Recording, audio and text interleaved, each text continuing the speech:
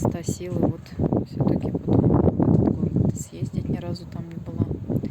Может, тоже станет местом силы для меня.